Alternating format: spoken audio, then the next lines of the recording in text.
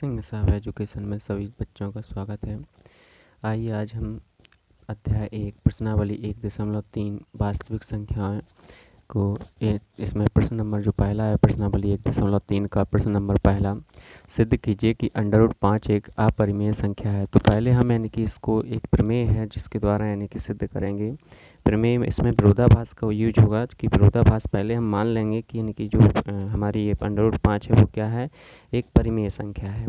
लेकिन हम अपने यानी कि इस कथन को बाद में गलत सिद्ध कर देंगे और फिर क्या निकल आएगा कि यह √5 जो है क्या है, एक अपरिमेय संख्या है। तो यहाँ पर पहले जो प्रमेय है, प्रमेय 1.3 प्रमेय है आपकी 1.3 प्रमेय 1.3 में बोला गया है कि P जो है, कोई P है, P वो क्या है, अभाज्य संख्या। P क्या है, अभाज्य संख्या। P अभाज्य संख्या है और A कोई धनात्मक पूर्णांक है। A क्या है, A धनात्मक पूर्णांक, A धनात्मक पूर्णांक है। A क्या है, धनात्मक पूर्णांक। तो प्रमेय जो 1.3 से क्या हो जाएगा कि A² अगर P से विभाजित होता है, कौन सा, A² P से विभाजित होता है तो A भी P से क्या हो जाएगा, विभाजित हो जाएगा। यदि A² P से विभाजित होता है तो A भी किससे विभाजित हो जाएगा, P से विभाजित हो जाएगा। इसी यानी कि प्रमेय का हम इस एक प्रश्नावली 1.3 में यूज करेंगे। प्रमेय 1.3 P कोई अभाज्य संख्या है। अभाज्य संख्या क्या होती है, ऐसी संख्या जिसमें या तो यानी कि एक का या स्वयं संख्या का भाग जाता है, वो कौन सी कहलाती है, एक या स्वयं, इन दोनों का ही भाग जाता है, वो कौन सी संख्या कहलाती है, अभाज्य संख्या है। जिसका यानी कि एक और स्वयं के अलावा कोई यानी कि गुणनखंड नहीं होता है, वो कौन सी संख्या कहलाती है, अभाज्य संख्या कहलाती है। तो चलिए यहाँ पर यानी कि हम देखते हैं कि जो हमारा प्रश्न है, प्रश्न में क्या बोला गया है कि सिद्ध कीजिए कि जो हमारी यानी कि √5 है, सिद्ध कीजिए कि √5 एक अपरिमेय संख्या है। तो हमें ये सिद्ध करना है। इसके विपरीत हम पहले क्या मान लेते हैं, यहाँ पर हल हमने माना √5 एक कौन सी संख्या है, परिमेय संख्या। हम पहले क्या मानेंगे, परिमेय संख्या है। तो हमने मान लिया कि √5 जो है वो क्या है, एक परिमेय संख्या है। √5 कैसे मान लिया हमने, एक परिमेय संख्या है। जब परिमेय संख्या मानी है तो परिमेय संख्या को हम देखो P/Q के रूप में लिख सकते हैं, अंश बटे हर के रूप में लिख सकते हैं। तो √5 बराबर क्या लिख सकते हैं हम, A/B। √5 बराबर हमने क्या लिखा, A/B। और यहाँ पर लिख देंगे जहाँ A और B कैसी संख्याएं हैं, सह अभाज्य संख्याएं। कैसी संख्याएं, सह अभाज्य संख्याएं हैं तथा B बराबर नहीं है किसके, 0 के। तथा जो B है वो किसके बराबर नहीं है, 0 के बराबर नहीं है। B का मान किसके बराबर नहीं है, 0 के बराबर नहीं है। क्योंकि B का मान अगर 0 हो गया तो A/0 हो जाएगा, और A/0 मतलब यानी कि किसी के भी बटे में 0 होता है, किसी भी संख्या के बटे में, तो उसका मान अनंत हो जाता है, इन्फिनिटी हो जाता है। अब इसका त्रियक गुणा कर दो तो √5 और इसका गुणा इसमें होगा तो √5B बराबर कितना हो जाएगा, A। √5B बराबर कितना होगा, A। अब यहाँ दोनों पक्षों का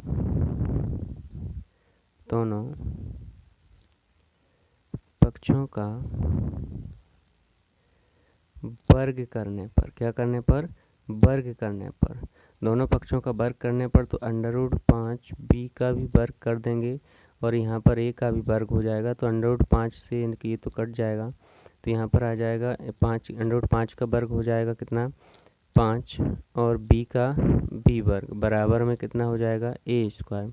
या फिर आपका यहाँ पर B² बराबर कितना हो जाएगा, A² बटे कितना, 5। यहाँ पर ये देखो 5 B² के साथ में क्या है, गुणा में है। 5 जो है 5 B² के साथ किस में है, गुणा में। 5 B² के साथ गुणा में है तो यहाँ से बराबर के सट जाता है, तो यहाँ कहाँ पहुँच जाता है बेटा, बटे में पहुँच जाता है। तो B² बराबर कितना आ गया, A² बटे 5। अब हम यहाँ पर इसको दे देंगे समीकरण 1, या फिर समीकरण 1 दे दो इसको। समीकरण 1 से यहाँ पर यानी कि आप ए स्क्वायर, देखो ए स्क्वायर किससे, यहाँ पर ए स्क्वायर बटे 5 है ना, तो ए स्क्वायर का अगर कोई सा भी मान होगा तो वो किससे विभाजित हो जाएगा, 5 से। तो हम लिखेंगे चूँकि ए स्क्वायर 5 से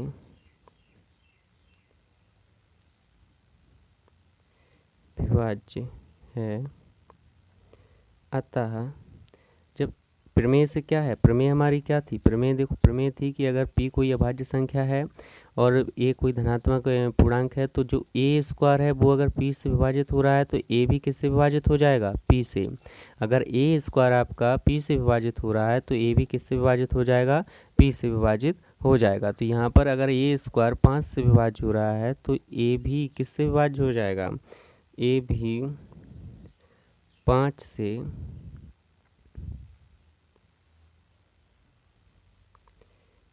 विभाज्य होगा।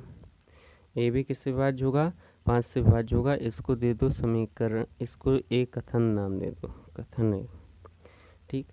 अब यहाँ पर अगर यानी कि ए स्क्वायर, देखो यहाँ पर यानी कि ए की जगह अगर हमने यहाँ पर ए से यानी कि इसका गुणा यहाँ पर करेंगे तो बी स्क्वायर हो जाएगा, अब ए स्क्वायर। तो यहाँ पर ए बराबर यदि हम मान लें, ए बराबर हमने माना ए बराबर 5c। 5c क्यों माना, यहाँ पर ए का मान जो है, ए का मान आपका ए बराबर 5, 10, 15, 20 ऐसे, यानी कि 5 के मतलब यानी कि किसके, 5 के गुणा के रूप में होगा। तो यहाँ पर एक गुणनखंड तो 5 है और दूसरा 5 गुणित 1 इसको लिख सकते हैं, इसको 5 गुणित 2 लिख सकते हैं, इसको 5 गुणित 3 और 20 को 5 गुणित 4 ऐसे, यानी कि बहुत सारे लिख सकते हो। एक गुणनखंड आप देख रहे होंगे कि कॉमन सभी में है, एक गुणनखंड जो है कॉमन 5 वो सभी में है, और आपका दूसरे के मान यानी कि बदलता जा रहा है, यहाँ पर 1, यहाँ पर 2, यहाँ पर 3, यहाँ पर कितना है 4। तो हम इसको लिख सकते हैं a बराबर 5 और c, जहाँ पर यानी कि 5 एक उभयनिष्ठ गुणनखंड है और c आपका क्या है, एक नियतांक मान सकते हो, जिसमें यानी कि जिसका मान हर जगह क्या हो रहा है, बदल रहा है। अब चलिए इसको दे दो ए ना, ए बराबर कितना हो गया 5c। तो a का मान समीकरण 1 में रखने पर, चलिए a का मान समीकरण 1 में रखने पर हमें क्या मिलता है, पहले इसको देख लेते हैं। a का मान समीकरण 1 में रखने पर हमारा समीकरण 1 क्या है, हमारा समीकरण 1 है बी स्क्वायर बराबर ए स्क्वायर बटे 5। तो यहाँ पर अगर हमने बी स्क्वायर बराबर ए स्क्वायर बटे हमारा कितना है, ए स्क्वायर बटे 5, तो हमें इसमें मान रखना है किसका, ए का। तो ए का मान है 5c और ऊपर यानी कि वर्ग लगा हुआ है, तो यानी कि वर्ग लगा दो, नीचे कितना है 5। तो बी स्क्वायर बराबर 5 का वर्ग कितना होता है 25, और सी का वर्ग करोगे तो कितना, सी स्क्वायर बटे में कितना 5, 5 एकम 5 पचम 25। तो बी स्क्वायर बराबर कितना आ जाएगा आपका 5c स्क्वायर, बी स्क्वायर बराबर कितना आ गया 5c स्क्वायर, या बी स्क्वायर बटे, या बी स्क्वायर बटे, इस साइड 5 यहाँ पर गुणा में है, बराबर किस साइड आएगा तो यहाँ पर बटे में पहुँच जाएगा। तो बी स्क्वायर बटे 5 बराबर कितना हो जाएगा, सी स्क्वायर। या आपका क्या हो जाएगा, इसको या लिख सकते हो, या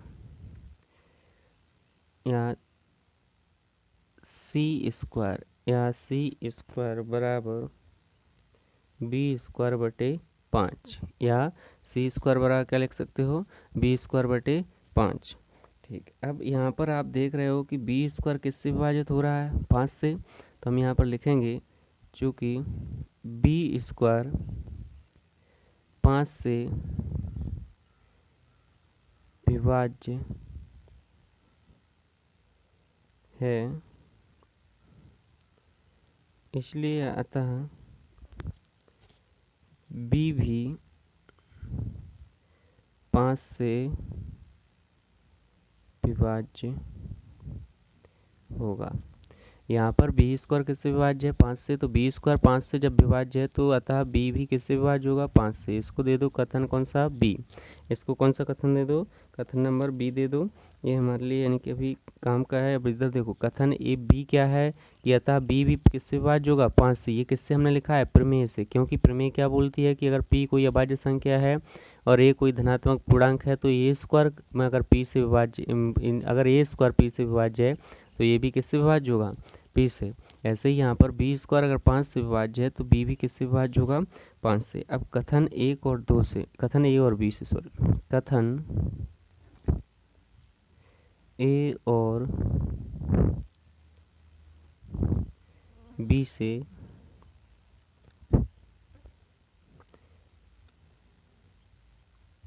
ए और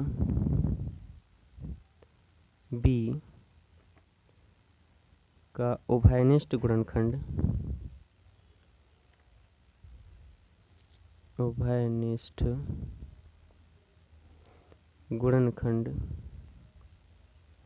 कौन सा है? उभयनिष्ठ गुणनखंड कौन सा है? 5 है। उभयनिष्ठ गुणनखंड हमारे लिए क्या मिल रहा है? 5। ए और बी का जो है कथन ए और बी से ए और बी का उभयनिष्ठ गुणनखंड कौन सा है?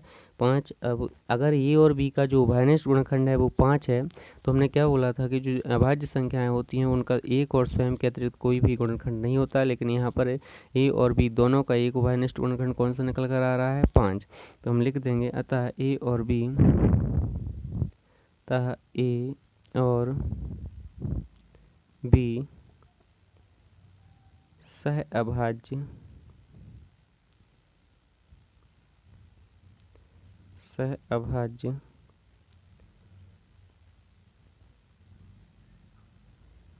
संख्याएं नहीं हैं। ए और बी कैसी नहीं है? सहभाज्य संख्या नहीं है। इसलिए ए और बी ए बटे बी परिमेय संख्या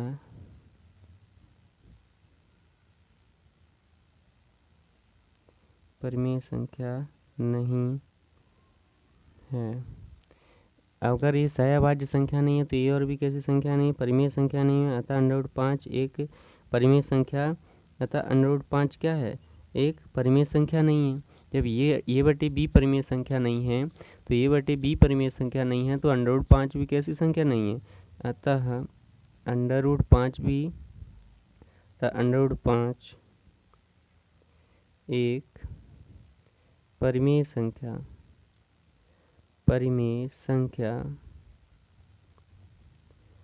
नहीं है। √5 भी कैसी संख्या नहीं है? परिमेय संख्या नहीं है। अगर परिमेय संख्या नहीं है तो फिर कौन सी संख्या होगी? नीचे लिख देंगे अतः √5 एक अपरिमेय संख्या है। कौन सी संख्या है? अपरिमेय संख्या है। और यही हमारे लिए सिद्ध करना था। पहले हमने क्या माना था कि √5 कैसी है? एक यानी कि परिमेय संख्या है, जो कि परिमेय संख्या नहीं निकली है। फिर वो परिमेय संख्या नहीं है तो कौन सी संख्या होगी? अपरिमेय संख्या। यही हमारे लिए क्या करना था? सिद्ध करना था। अगर ये वीडियो आपको अच्छा लगा हो तो लाइक कीजिएगा, सब्सक्राइब कीजिएगा और चैनल को सब्सक्राइब अपने दोस्तों के साथ शेयर कीजिए और सब्सक्राइब करवाइए।